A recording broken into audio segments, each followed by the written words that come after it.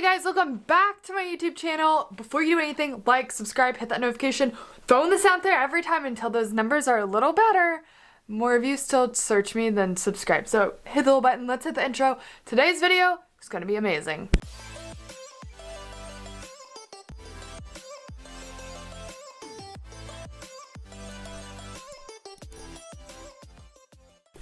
So the biggest question everyone always asks is, what do you do during the holidays? Or do you guys do things for Christmas? Or like what happens at the psych hospital, you know, when there's supposed to be an event?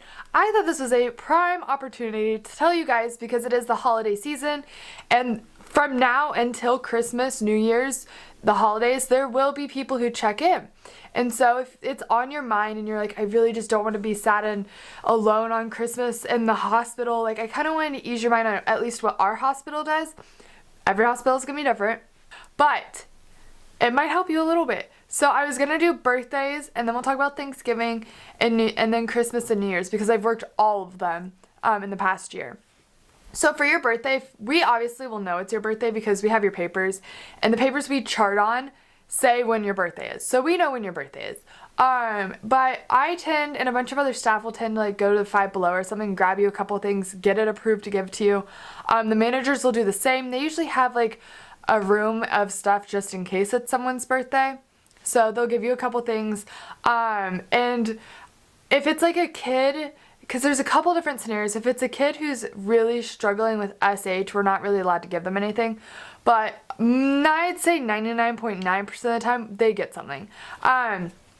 Staff will a lot of times go and get like cupcakes, or, you know, this is the one occasion, sometimes they let us have sugar-free diet pop.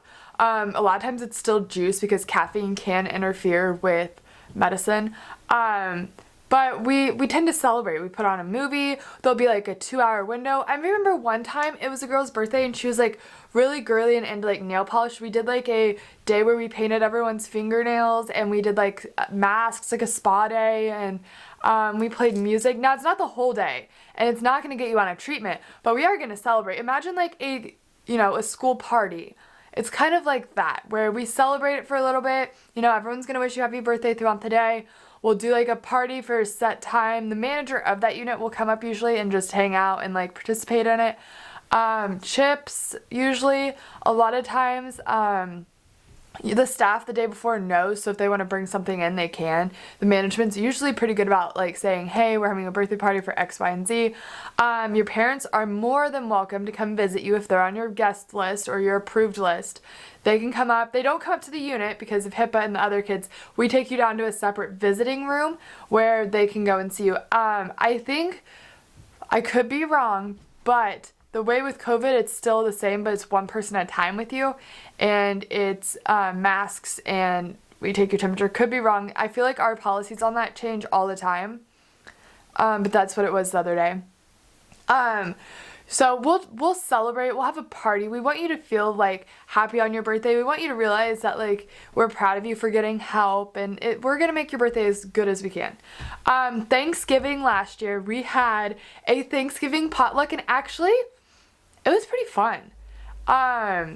We did it a couple days before Thanksgiving, if I recall, because a lot of staff had asked off for Thanksgiving and census was low. So I think we did it like a few days before Thanksgiving. So we all brought in one of our favorite foods for staff, and we went downstairs and we had a huge potluck. And then for the kids, we connected all the tables.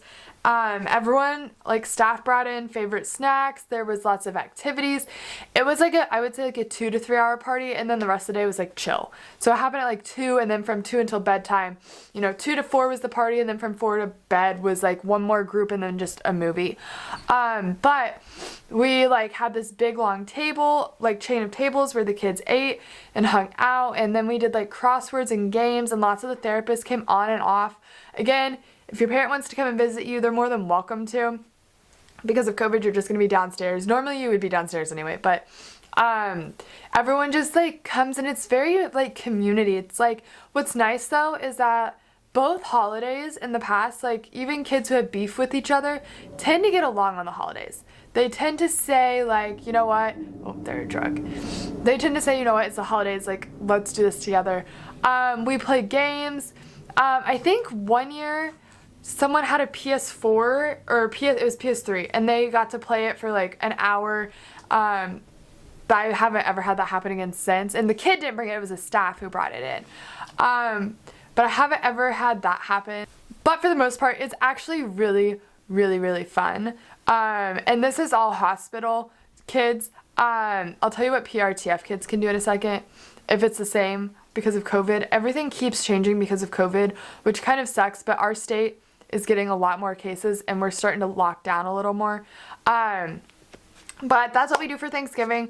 For Christmas was my favorite. Okay, so we can't obviously have a Christmas tree in there, right? So we made, well, I didn't make, someone else made a Christmas tree out of like construction paper, made an actual Christmas tree on the wall and taped it, and then had the kids like draw like decorations and like little ornaments and stuff, and we hung them all over the tree. We put presents under them with like what they wanted. There was all types of stuff. We didn't have anyone from Hanukkah in there, so we just stuck with the Christmas tree. And then we let them like decorate the walls with art. So like I'd print off like Christmas coloring sheets and they would color them and we'd stick them all over the wall. We did, I think, room tags at that time where like I printed out a Christmas tree and they got to design it and stick it on their door because it's really important to them, a lot of them, that they have something that signifies that it's their room. I've learned that while I was there, so we did that. But on Christmas, we do like a lot of same thing like, you know, Thanksgiving, long table, everyone eats together, a lot of staff comes in, some parents visit. The staff really tries to make the best out of the situation. Me volunteer to work on the holidays because I know how, you know, meaningful it is to the kids. But also, I don't have kids, so I'm okay working a 4-hour shift on a holiday in the morning so I can hang out with them or like participate in the event while other people like are at home with their kids.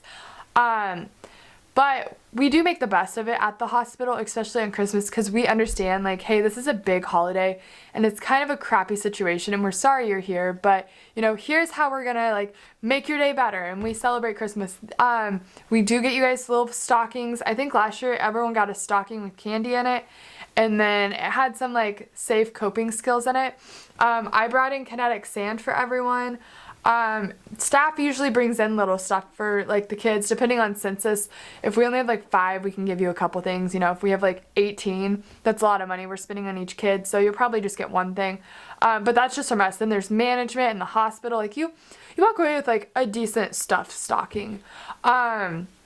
We do let you guys, depending on like the severity of the kids, on the holidays, you are allowed to have your stocking in your room. A lot of kids get pretty territorial over that, and that's fine. That's just due to past trauma. So we do let them keep it in the room as long as they're safe.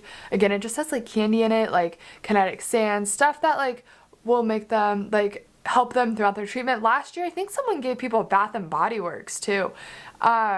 Which is, you know, fun.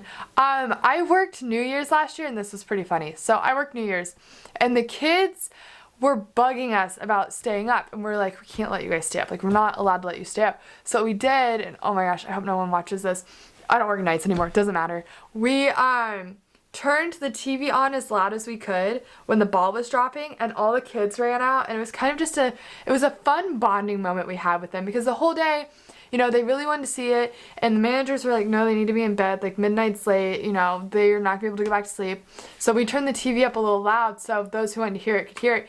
And when it hit midnight, they all came running out, and they were like, hey, it's New Year's, and just had fun. It was kind of a fun bonding moment. Managers came up and were like, go back to bed. They went back to bed. But it was a fun moment we had between them.